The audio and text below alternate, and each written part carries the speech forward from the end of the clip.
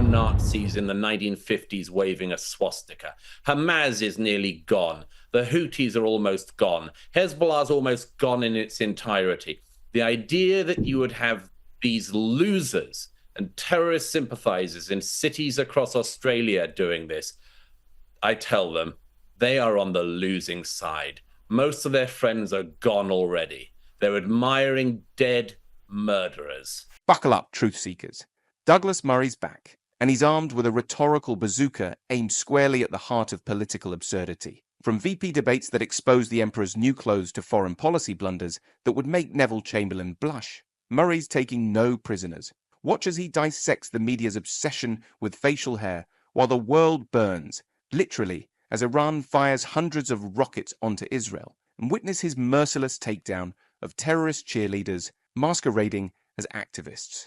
Are you tired of sugar-coated nonsense, craving a dose of unadulterated reality? Then strap in for Murray's intellectual rollercoaster ride through the funhouse mirror of modern politics. Warning, sacred cows will be barbecued and feelings may be hurt. Ready to face the music? Let's dive in. Joining me now is best-selling author of groundbreaking works, including his latest, The War on the West, Douglas Murray. Douglas, I'm keen to get your thoughts on the major escalation in the Middle East with Iran's direct attacks against Israel. But first, the vice presidential debate was on yesterday, and again we had the moderators trying to be participants. But despite that, J.D. Vance put in a solid performance that even the New York Times called dominant. Well, you've got to pretend that Donald Trump didn't deliver rising take-home pay, which of course he did. You've got to pretend that Donald Trump didn't deliver lower inflation, which of course he did. And then you've simultaneously got to defend Kamala Harris's atrocious economic record. Douglas, what are your thoughts on the debate and how much impact, if any, will it have on the election? Well, you know, the received wisdom, Rita, is that VP picks don't have that much influence on the race. That I don't think is actually true. I think they do have more influence than is often said. But it's also often said that the VP debates don't have all that much influence. And again, I don't think that's the case on this occasion. This was the first time for the American public to see J.D. Vance and Tim Walz going head-to-head and to judge both men.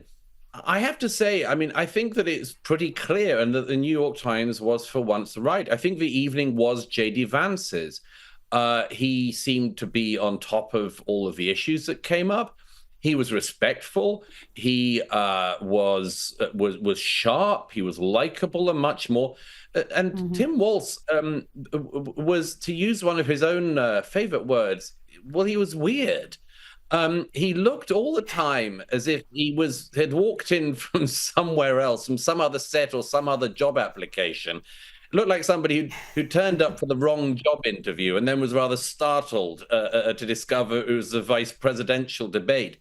And of course, he had the worst moment of the evening when he was asked about why he lied about being in China at the time of Tiananmen Square. And he replied by saying, I think the American public, know that I grew up in a house with a family among Americans. And, we used to have food on the table, and we had a table and food. And he just, I mean, even the biased moderators did end up, after about what felt like 48 hours of this waffle, did end up saying, yeah, but what about your claim that you were in Tiananmen Square? And he did that great Clintonism. I think a word that wasn't in the language until the Clintons, which was, I misspoke. And, I mean, I suppose it could happen to any of us, Rita. I sometimes claim to have been at the D-Day landings. I often claim to have been there waving the Titanic off as she set sail. It's easily done. And it's just, if you do catch me doing it, Rita, I just misspoke, that's all.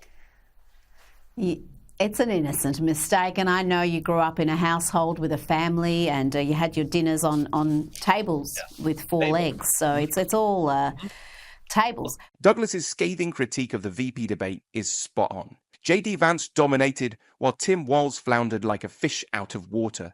Walz's pathetic attempt to dodge his Tiananmen Square lie was cringeworthy. I misspoke. Please, It's not a simple slip-up to claim you witnessed a historic massacre. This debate exposed the stark contrast, a sharp prepared Vance versus a bumbling, evasive Walz. It's clear who's fit for leadership and who's just playing dress-up. And now you are focused on the facts, the consequential issues of this debate and election, but others in the media are fixated on other things like JD Vance's beard. And I'm not talking about Teen Vogue here, but Politico, which has published this. Yes, Vance's beard matters. Vance is the first White House wannabe to wear facial hair in 80 years. They go on to say how masculine beards are, and I quote, that can be positive to some, reading as strength and competence, but to others, especially women, it can be negative, conveying aggression and opposition to feminist ideals. And this isn't the first time Politico has published a piece about JD Vance's facial hair. There was this in July with the headline, yes, JD Vance's beard matters, here's why. I am keen on your thoughts, Douglas. It's very strange, isn't it? I mean, it suggests that anything that looks like masculinity and competence would put off women. I have to say, I think the only women would think that are ones with pretty big beards themselves, quite frankly. I don't think that most women find. I don't think most women find men having hair to be off-putting. I don't actually think, contra Politico and these other rather sexist publications, actually, that women are disturbed by competence. This is just the extraordinary sort of demonstration that we've seen for a long time of the way in which, frankly, people keep on wanting to make these elections about things other than the issues. And whenever the Republicans have been accused of doing that, the Democrat media says that's because they don't have anything to run on. They're out of ideas. I would have said that at the point you're having to talk about J.D. Vance's beard and how it might put off non-bearded women, you're really in the sticks because frankly, there was a lot more that came out of the vice presidential debate, and there should be a lot more coming out of it, because America, like Australia and other Western democracies, faces huge problems. It faces immigration crisis. It faces financial crises. It faces international crises. And the fact is, I'm afraid that just as we have a lot of people in the political class who are just not up to dealing with these things, so we have a lot of people in the legacy media class who are so unable to actually work out what's going on in the world, in the economy and much more, that all they can do is zoom in on facial hair. And it's their fault, not J.D. Vance's.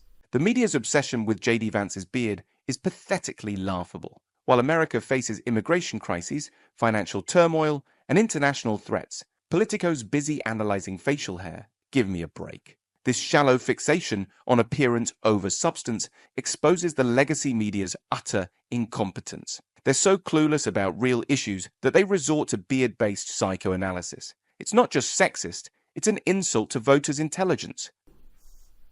Now let's turn our minds to the escalating conflict in the Middle East, with Israel hitting targets in Beirut, hitting Hezbollah strongholds. Yesterday we saw Iran launch around 200 missiles at Israel, some of which struck Israeli airfields. Israel has promised to hit back Iran with precision and power. Douglas, President Joe Biden is talking about reintroducing sanctions on Iran, but he has ruled out supporting an Israeli strike on Iran's nuclear sites. How do you see the US's support of Israel and what we can expect to see from Israel next? First of all, when Donald Trump left office, the mullahs in Tehran were begging him to lift the sanctions because they weren't able to do anything, and at home they were in real trouble. And when Joe Biden came into office, of course, he did lift many of those sanctions, and he gave a huge cash bonanza to the revolutionary Islamic government in Tehran. It's only because they've had this cash bonanza that they can afford to continue to arm these colonialist armies like Hamas in Gaza, like Hezbollah in Lebanon, and the Houthi militias in Yemen. It's only because of the cash bonanza that the mullahs have had that they're able to do all of these things.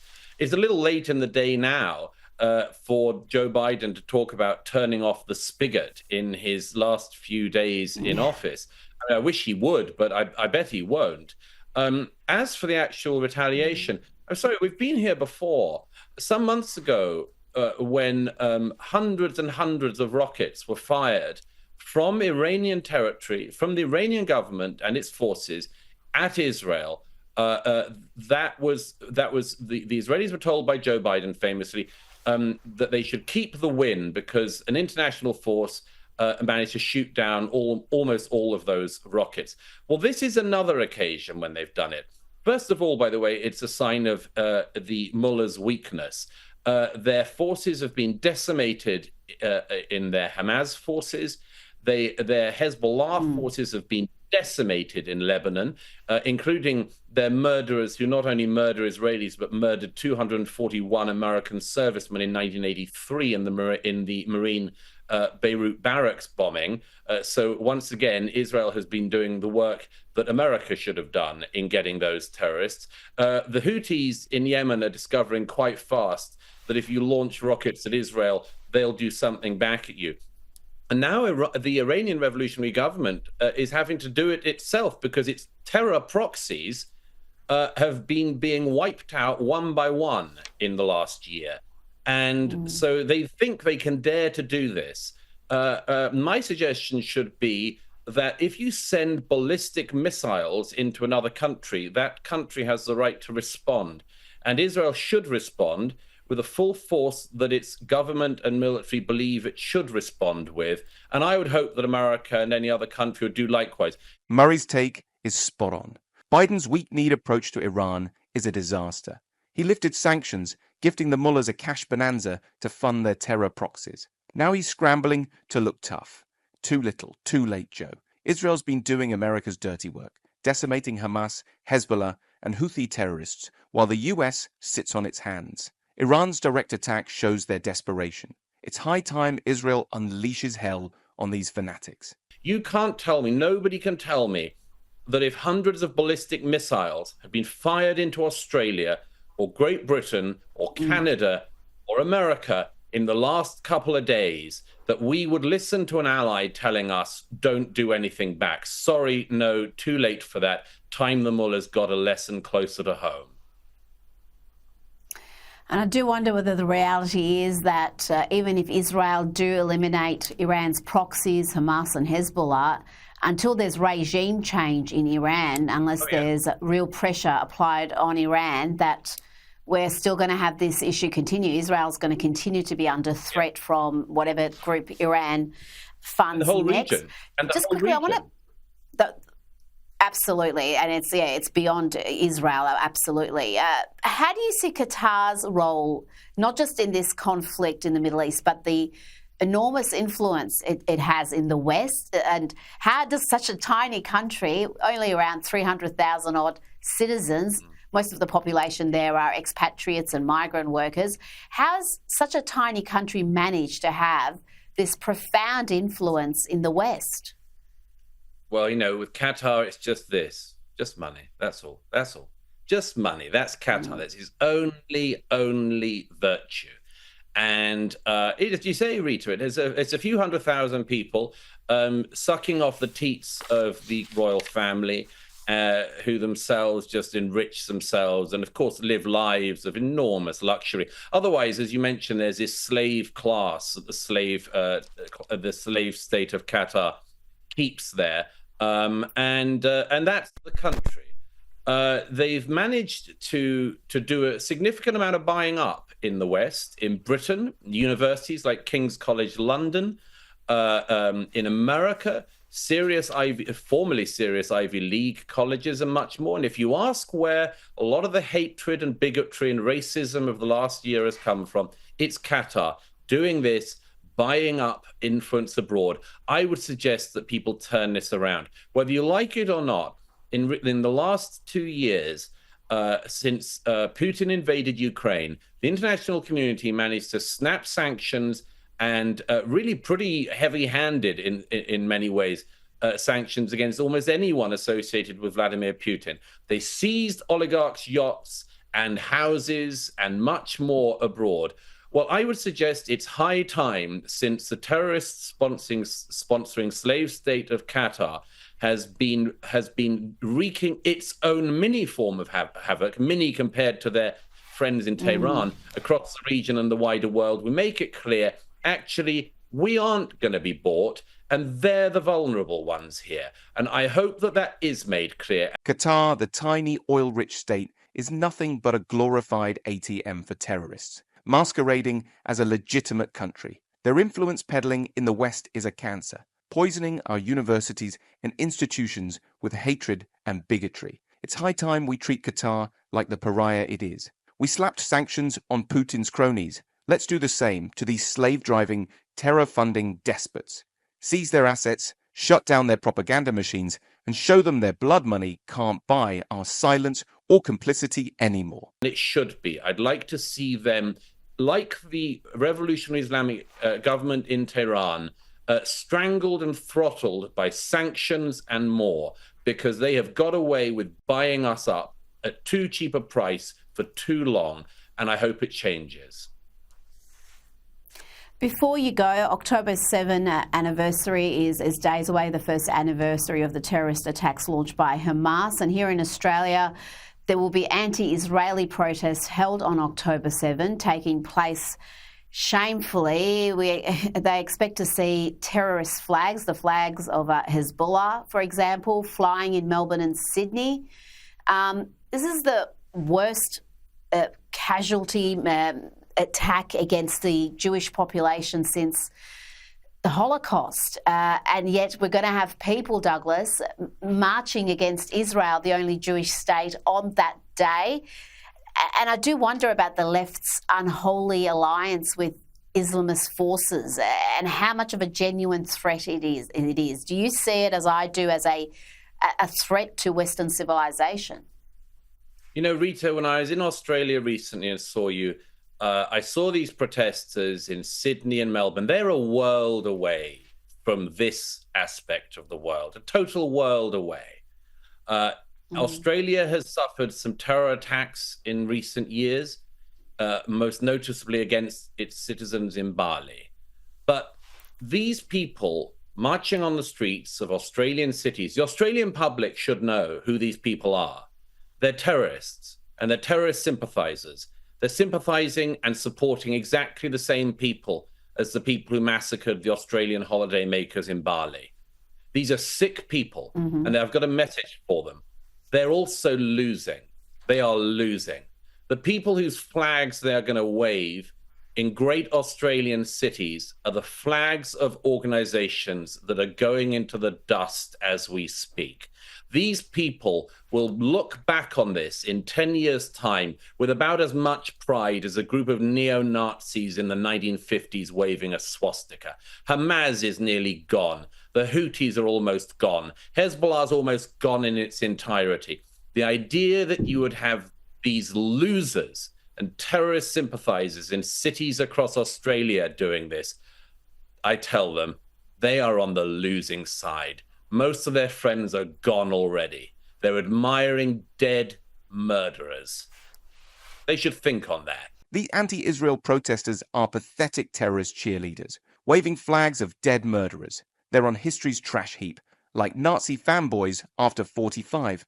Hamas, Hezbollah, Houthis, dying breeds. Australia, wake up. These losers support the same scum who butchered your people in Bali. They're not misguided, they're malicious. Their cause is crumbling faster than their moral compass.